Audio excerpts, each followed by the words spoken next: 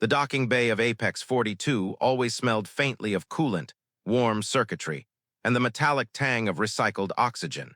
A scent Ethan Ward had grown so used to that he barely noticed it anymore. What he did notice was that Officer Lyrin Val'Sorei was watching him again.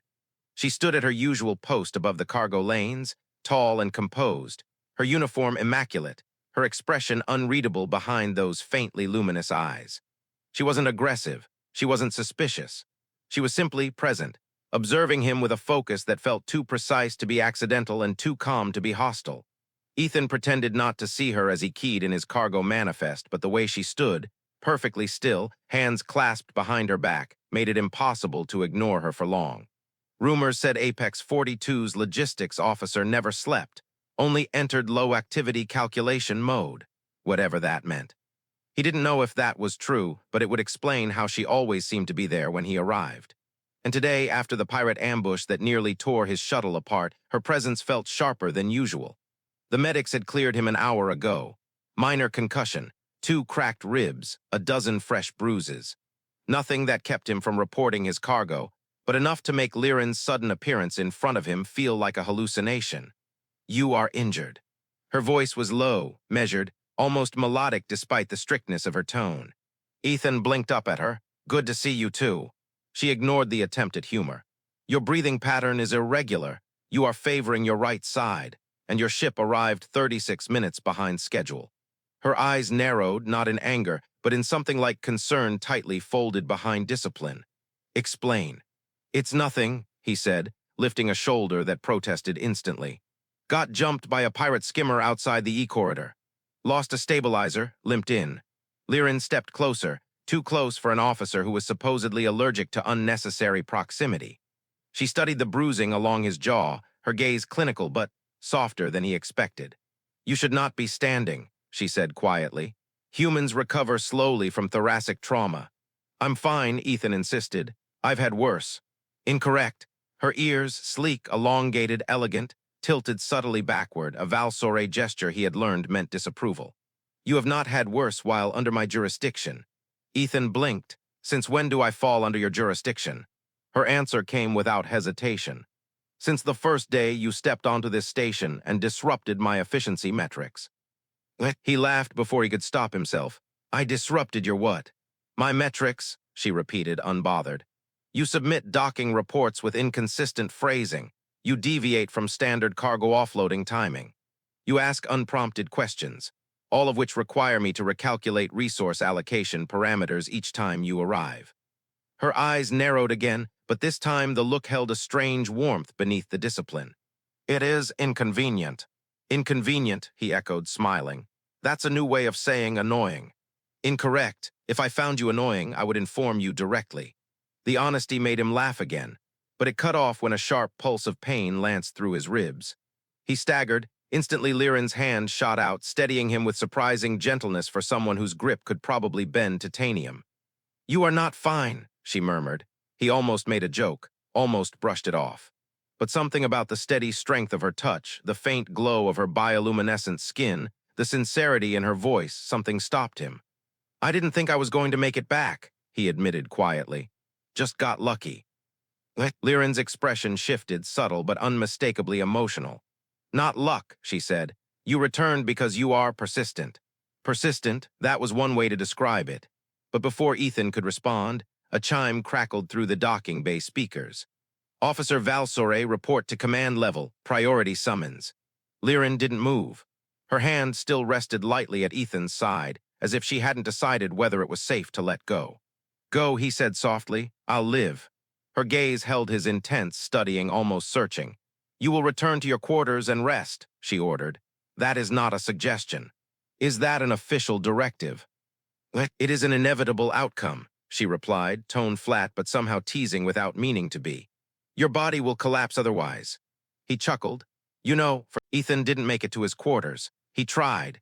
He really did. He made it as far as the corridor outside the docking bay before the world tilted sideways, colors blurring at the edges of his vision. He grabbed the wall, cursed under his breath, and forced himself upright again. Just a concussion, he reminded himself. Just ribs, just a long day. But nothing felt just about any of it, not the ambush, not the way he'd stumbled back half dead, and definitely not the way Lyrin Val'Sorei had looked at him. Concern wasn't an emotion he'd ever expected to see on her face. He wasn't even sure she felt emotions, at least not like humans did. And yet, those eyes. He pushed off the wall and resumed walking slowly this time. He'd almost reached the lift when footsteps, precise, rapid, unmistakably Val'Sorei, approached from behind. "Human," a sharp voice called. Ethan turned, wincing. It was Lyrin. Instead, a younger Val'Sorei officer approached, posture stiff, expression suspicious. His features were similar to hers, angular, elegant, faintly luminous, but colder. "You are Ethan Ward," the officer said. "Last time I checked," Ethan answered. The Val'Sorei didn't smile, probably didn't know how. "I am Officer Lyrin Val'Sorei, Logistics Division, Subsection 3. Ethan blinked. "Are all of you in logistics?" "No, only the competent ones." Kelris tilted his head, eyes narrowing. "Okay," Ethan thought. That sounded exactly like Lyrin. "What do you need?" Ethan asked. Kelris folded his hands behind his back. "Officer Lyrin instructed that you receive medical supervision until you are stable. I am here to escort you." Ethan raised a brow. Pretty sure she meant a medic, not her entire extended family. "We are not related," Kelris snapped instantly. Then, grudgingly, "though we originate from the same subclan." "So, cousins?" "No, subclan association does not imply." Kelris stopped abruptly, as if realizing the conversation was spiraling into unacceptable territory. "This is irrelevant. You will come with me." Ethan sighed.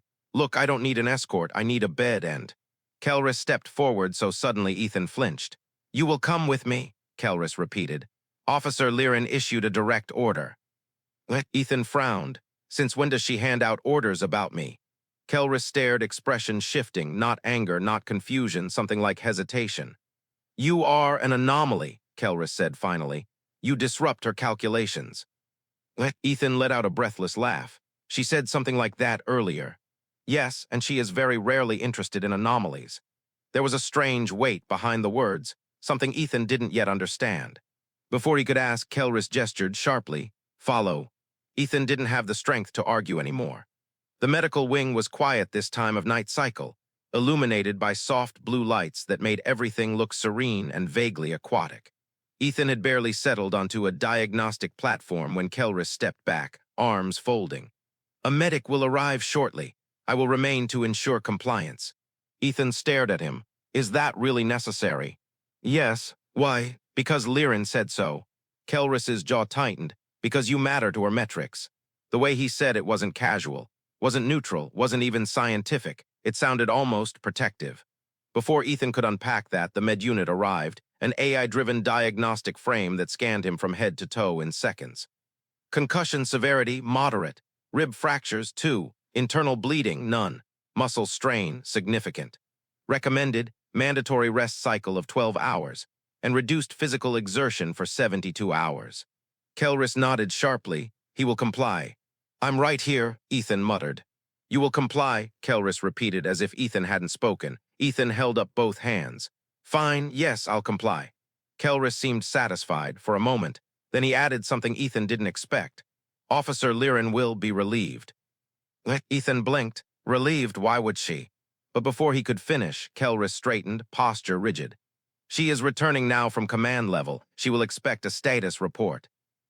Ethan felt something twist in his stomach. Dread, anticipation, he wasn't sure. Moments later, the medbay doors slid open. Lyrin entered.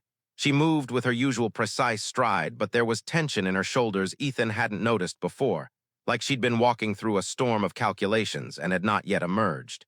Her eyes found him instantly. Kelris stepped forward. He complied with treatment. Injuries are stable. Lyrin gave a short nod. Dismissed. Kelris bowed his head and left without another word. Silence settled. Lyrin approached Ethan, her expression unreadable, but her ears slightly angled forward. Interest. Focus. Something more. "You did not return to your quarters," she said. "I didn't make it that far," Ethan admitted.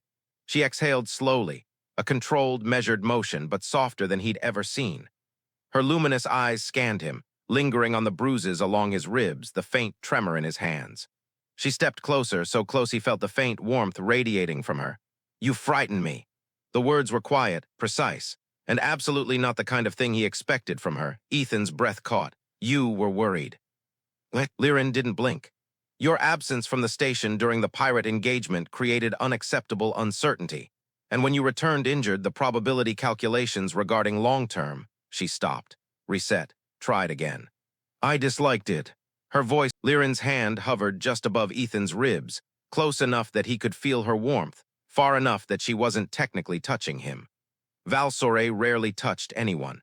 Even casual contact carried cultural implications he still didn't fully understand, which made her hesitation more intimate than actual contact. You are fragile, she murmured. Ethan huffed a weak laugh. Most humans are. Not fragile in general, she corrected softly. Fragile now, and I dislike it. He swallowed. Lyrin Val'Sorei didn't dislike things lightly. Her emotional vocabulary was usually phrased entirely in operational parameters and efficiency metrics. Hearing her speak in personal terms sent something sharp and unsteady through his chest. I'll recover, he said gently. I always do. That is statistically inaccurate. Lyrin, I wait, what? She blinked. I reviewed your injury record. 8 incidents in the last 3 standard cycles. This exceeds acceptable safety margins. Ethan stared at her. You pulled my medical files. Yes, he blinked again. You didn't think that was, I don't know, invasive. Her ears angled backward a fraction, embarrassment, or something adjacent to it. I needed to verify whether your recovery rate aligned with human averages, she said, voice quieter now. I did not intend intrusion. Ethan's lips twitched. You worry more than you admit. She straightened slightly, regaining a sliver of her usual composure. Worry is an inefficient emotional state. And yet you do it. Her throat tightened, not visibly, but he felt the shift in her posture. Only when necessary. The medbay's lights hummed softly around them. For a moment, neither spoke. Ethan was painfully aware of the faint tremble in his breath, the ache in his ribs, and the impossible beauty standing inches away from him. Tall, disciplined, carved from control and quiet intensity. Finally, Lyrin withdrew her hand very slowly, as if pulling away required deliberate effort. You should rest, she said. Will you? He asked gently, her brows lowered. Will I rest? You were summoned to command level. That normally means stress. And since you're calculating everything down to my breathing patterns, maybe someone should check yours. Lyrin blinked again, uncharacteristically caught off guard. Val'Sorei physiology is not the question, he interrupted softly. Are you okay? Her eyes shifted, luminous silver glinting with something almost vulnerable. The incident outside the station disrupted more than your schedule, she admitted. There were concerns. What kind of concerns? Instead of answering, she moved around the diagnostic table, activating the privacy shield. A soft shimmer enveloped them, muting outside sound. Ethan's pulse quickened. Lyrin didn't activate privacy shields casually. It meant one of 3 things: tactical confidentiality, personal revelation, or something between those two, which he wasn't sure he was ready for. Lyrin folded her hands behind her back, an attempt to anchor herself. 3 days ago, she began, Command received encrypted intelligence. There have been unauthorized scans on your shuttle transponder for weeks. Ethan stiffened. By who? We do not know, but the pattern matches pirate opportunists and something else. He frowned. Something else. An unknown faction. Minimal trace signatures, high encryption, non-commercial patterning. She held his gaze steady. This group was not attempting to intercept your cargo. They were tracking you. Ethan's breath caught. Why me? I'm just a pilot. Incorrect. Her voice had that same low softness from earlier, something too sincere to hide behind operations speak. You are statistically unpredictable, she said. Non-standard. Humans with your behavioral profile attract attention in systems where unpredictability is either a threat or an opportunity. That sounds like a polite way of saying I'm a problem. No, Lyrin stepped closer again. It means you do not conform to patterns the way most humans do, and certain factions, pirate, political, or otherwise, may find that intriguing or useful. Ethan rubbed his forehead. And you think this mystery group tried to kill me today? Her expression darkened. The probability is high. Ethan exhaled, slow. Great, so someone's trying to recruit me or eliminate me. Perfect. Exactly what I needed. Lyrin's voice lowered. Had your shuttle been destroyed, the station would have recorded your loss instantly. My calculations would have reflected a permanent absence. You mean you would have been notified? He said softly.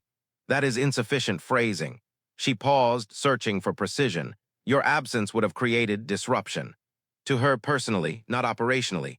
Silence stretched, warm, electric, unspoken. Finally, Lyrin broke eye contact, if only to regain control. "You will remain under observation tonight," she said. "Tomorrow I will escort you to your quarters myself." Ethan raised a brow. "Do officers normally escort pilots home?" "No, then why?" She cut him off, voice barely above a whisper. "Because someone must ensure you remain alive." His chest tightened, not from injury this time. "Lyrin," he said gently, "you don't have to." "I do." She stepped even closer, until he felt her presence like gravity. "You return to this station with injuries, jokes, and a refusal to remain within safe parameters. I cannot modify your behavior." Ethan woke to soft blue lights and the faint hum of medical diagnostics looping quietly above him. The medbay had slipped into night cycle mode sometime while he slept, the busy corridors outside reduced to tranquil silence. For a moment he didn't move. His ribs still throbbed and his head felt wrapped in cotton. But compared to the chaos of the previous day, this calm felt unreal. It wasn't until he shifted slightly and felt fabric slide beneath his fingers that he realized something. Someone had changed his shirt. Medbay protocol, efficient, completely routine. Except the moment the thought passed through his mind, the privacy shield shimmered, and Officer Lyrin Val'Sorei stepped inside. She was still in full uniform. Not a wrinkle, not a scuff. Luminous markings quiet and dimmed for night cycle, like she had been standing guard in low-power mode. "Good," she said softly. "You are conscious." "How long was I out?" 7 hours, 43 minutes. "And you've been here the whole time." She blinked once, slowly, the Val'Sorei version of hesitating. "I monitored your vitals from the observation chamber. That is standard practice when an individual has been flagged as a potential target." Ethan squinted at her. "You're not great at lying, you know that." Her ears angled backward, embarrassment again. "I do not lie," she said firmly. "I simply omit unnecessary detail." "And what detail did you omit?" "That I remained within auditory range of your diagnostics." Ethan raised a brow. "You mean you sat outside the door?" Silence. Ethan laughed under his breath. "Lyrin, you don't have to guard me personally." Her posture sharpened. "You are not listening. Someone targeted you. Until their identity is confirmed, assigning lesser security is unacceptable risk." "You could have delegated." "No, why not?" Her luminous eyes held his, steady, bright, unblinking. "Because I am responsible." He felt something pull tight in his chest. "Lyrin, I'm not your responsibility." She stepped closer, her voice low. "You disrupted my metrics the day you arrived. What began as inefficiency became something else. I do not know the correct classification yet. But when you did not return to Apex 42 on schedule, my calculations behaved incorrectly. That has never occurred before." Ethan stared. "Your calculations behaved incorrectly." "Yes, it sounds like you were worried." Her jaw tightened. "That term is imprecise." "But accurate," he said gently. Her eyes flickered, an emotion too complex for her to name. "Possibly." The moment hung between them, delicate, charged, strangely intimate for a sterile medbay. Then she shifted back into officer mode. "You will accompany me to command level," she said. Ethan nearly sat up. "Wait, command level, why?" "There are developments," she said. "Security intercepted a fragment of the signal used to track your shuttle. I am required to attend the briefing. And because you are the target, your presence is mandatory." "Great," Ethan muttered. "Love being popular." She paused, staring at him in a way that almost resembled amusement. "You will not walk alone," she said. "Not until the situation is contained." Ethan swung his legs over the bed. "I can handle that." He stood too fast. The world tilted like a sliding deck. Lyrin caught him before he hit the floor, hands firm, steady, impossibly gentle as she stabilized him. Ethan groaned, gripping her forearm to keep himself upright. "You are not ready for full mobility," she scolded. "Says who?" He muttered, wincing. "Your vitals," she said, "and your face." "What's wrong with my face?" It ceased holding itself upright. He laughed even though it hurt. "Yeah, okay, fair." She shifted her hand to his back, supporting him as he regained balance. Her touch was warm, grounding, and entirely not professional. Ethan felt heat crawl up his neck. Lyrin, however, seemed hyper-focused on the practical aspects of keeping him conscious. "You will walk slowly," she instructed. "Do not attempt acceleration." "Acceleration," he repeated. "You mean speed walking?" "Yes, it would be unwise." A smile tugged at his mouth. "You're adorable when you're bossy." Her ears tilted sharply. That is a categorically incorrect descriptor. No, Ethan murmured, it really is. Her luminous markings flared faintly, unexpected color, warm-toned, almost soft. She looked away quickly. We are wasting time, she said, attempting to recover. Come. They left the medbay, walking side by side. Her pace adjusted automatically to match his weakened steps. The corridors were quiet, bathed in the cool glow of night cycle lighting. But the closer they came to the lift that ascended to command level, the more personnel Ethan saw. Guards in tactical posture, analysts rushing between rooms, tension hanging in the air like static. Something was very wrong. The lift doors opened and the atmosphere shifted again, tighter, sharper. Senior officers filled the room around a central hollow display. The moment Lyrin entered, all conversation stopped. Eyes shifted to her. Then to Ethan. Officer Val'Sorei, a commander said, you brought the human. Yes, her tone was cold steel. He is the target. Excluding him would be illogical. Ethan lifted a hand. Thanks for the warm welcome. But then the display changed, an image sharpening into focus. A symbol, angular, foreign, not pirate markings, not any faction he recognized. Lyrin stiffened beside him. The commander spoke. This is the group tracking your shuttle. Their transmissions contain encryption used only by. He hesitated, then the word dropped like a stone in water. Exiled Val'Sorei clans. The room went still.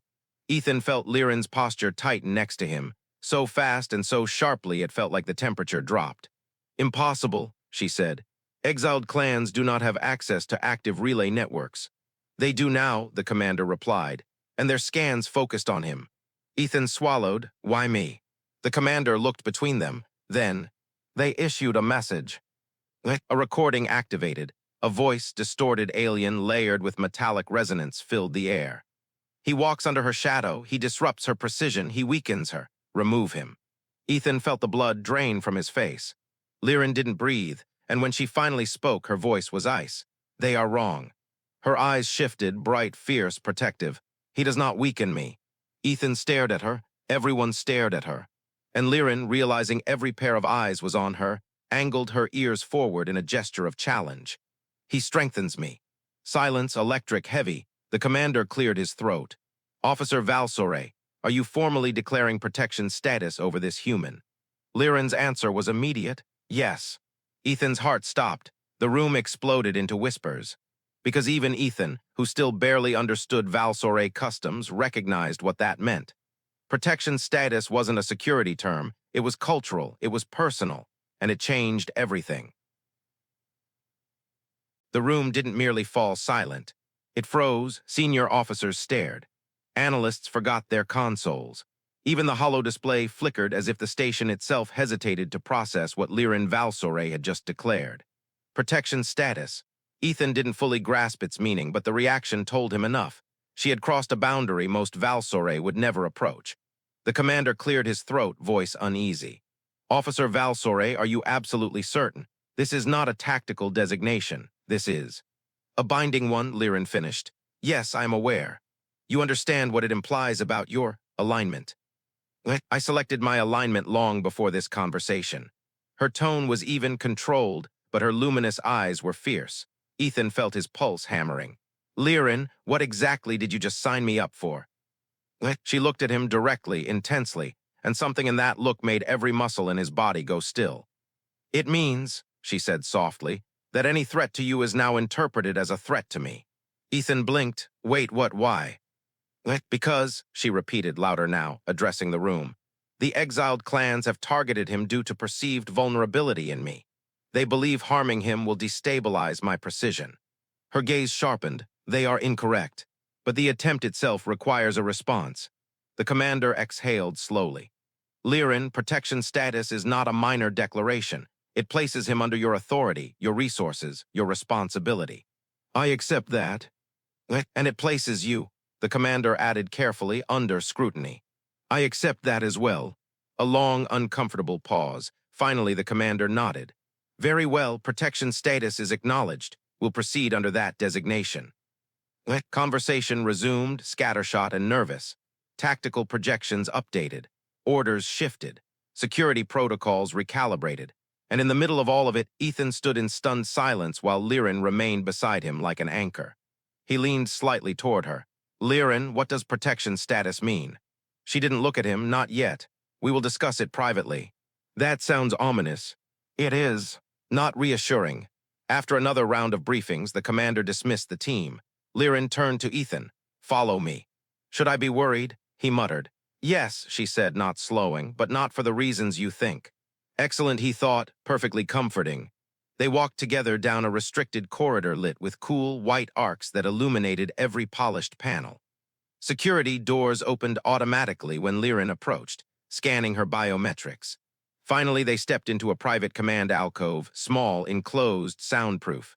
Lyrin sealed the door behind them. For a full 5 seconds, she said nothing. Then, I need you to understand what I have done, she began. I'd like that, yes. Lyrin inhaled slowly, a rare outward sign of stress for her species. Protection status is not simply a declaration of defense. It is a formal bond recognized by Val'Sorei governance. It means your safety and mine are intrinsically linked. Intrinsically how? Ethan asked cautiously. If harm befalls you, the assumption is that I have failed. She looked away, eyes narrowing. Failure of a Val'Sorei officer, especially one of my rank, generates automatic investigation, censure, or reassignment. Ethan stared. You put your entire career on the line for me. Incorrect. She finally met his gaze. I put myself on the line. My career is irrelevant. A beat, that was an absurdly intense answer. Lyrin, he whispered, why would you do that? Her luminous eyes shifted, brightness softening at the edges. Because the exiled clans targeted you in relation to me, she said. Because they assumed you weaken my precision. Because they believe your presence compromises my function. She stepped closer. They are wrong. He swallowed. You already said that. I will continue to say it. Another step. You do not weaken me. Her voice dropped so low he felt it more than heard it. You steady me. Ethan's heart slammed into his ribs hard enough to make him wince. Lyrin immediately misinterpreted the wince and reached out, hands hovering over his injury. Your ribs. No, I'm fine, he said quickly. It's not that. She froze one breath, too. Then she withdrew her hands carefully, composing herself with visible effort. We should continue, she said, voice steadier but not fully recovered. There is more you must understand. Okay, Ethan murmured. In Val'Sorei culture, she explained, protection status is typically invoked between bonded partners, familial shields, or potential consorts. Ethan's brain stalled. I'm sorry, consorts. Her ears angled backward, not embarrassment this time, but an unmistakable warning. Do not misunderstand this lightly. It does not declare romantic intent, she clarified quickly. It declares responsibility, loyalty, mutual priority. That still sounds like a pretty big deal. It is. He ran a hand through his hair. So everyone in the room thought you were, what, staking a claim? Lyrin's expression tightened. Yes. And are you? Silence. Absolute silence, then. No, she said carefully. I am not staking a claim. Relief flickered through Ethan, brief, fragile, before she continued. But I am making a choice. Which is? That you matter. The words weren't loud, but they might as well have been shouted. They hit harder than any pirate shot he'd taken. Lyrin continued, her voice softening in a way he had never heard. I cannot ignore that, and I will not permit others to exploit it. Ethan didn't breathe, couldn't, her luminous eyes fixed on him with something raw and unpolished behind all her discipline. You are under my protection, she said. Ethan wasn't sure when walking beside Lyrin Val'Sorei stopped feeling like escort and started feeling like gravity. Quiet, constant, impossible to escape. By the time they reached the lower tactical wing, her presence had settled over him like a shield he didn't know he needed. And he needed it more than ever. The exiled clan symbol displayed in the command briefing kept replaying in his head. Jagged lines, harsh geometry, a design meant to inspire fear. But the worst part wasn't the symbol, it was the message. Remove him not because he was relevant, not because he was valuable, but because he mattered to her. He still didn't know what to do with that. Lyrin entered the tactical chamber first, scanning automatically.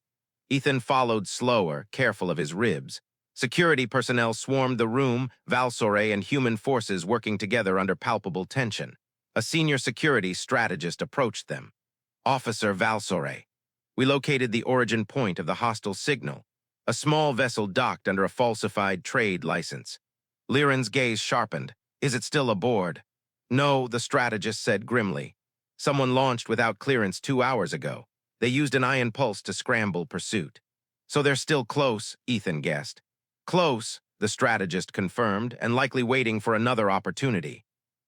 Lyrin's hands tightened behind her back. Then we remove the opportunity.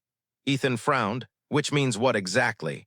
It means, Lyrin said, turning to him, you will not move anywhere on this station without me or an armed escort. Lyrin, that's non-negotiable. He opened his mouth to protest again, but her expression silenced him instantly. Not cold, not harsh, not commanding, protective, almost painfully so, the strategist continued.